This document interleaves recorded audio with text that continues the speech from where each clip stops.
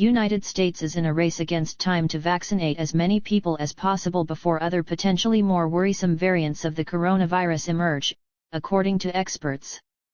Vaccination efforts in the U.S. have been hamstrung by delivery issues, insufficient supply, and hesitancy to get the shots. But to avert another surge of infections, hospitalizations, and deaths, scientists say it may be necessary to rethink how the vaccines are rolled out to ramp up the number of shots administered and to protect against new strains of the virus. "We really are in a race against new variants," said Wang Yang, an assistant professor of epidemiology at Columbia University's Mailman School of Public Health. "We need to prepare as much as possible before things increase to a level that puts more strain on our healthcare systems."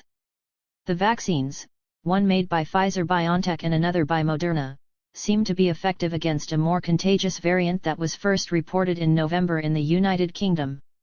With a separate variant that is thought to have emerged in South Africa, however, early lab studies by Moderna showed a drop in the level of antibodies produced by the company's vaccine. Although Moderna said antibodies remained above protective levels, the development prompted the company to start upgrading its existing vaccine to make it more effective against emerging strains. In the meantime, it is essential for states to try to vaccinate as many people as possible, said Ali Mokdad, a professor of global health at the University of Washington.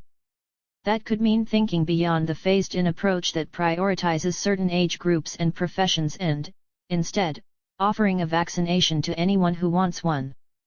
Mokdad cautioned that the U.S. is not at that point yet, because there are still too many snags to work through in the supply and distribution of vaccines.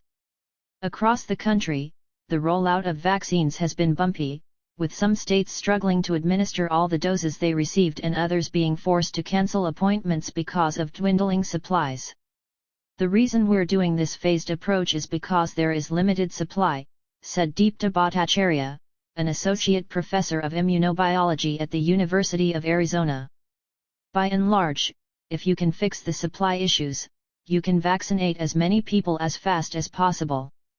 Without a stable pipeline between manufacturing and distribution," Mokdad said, "the country remains vulnerable should a new strain begin circulating that is more contagious or more deadly or that can evade the current vaccines."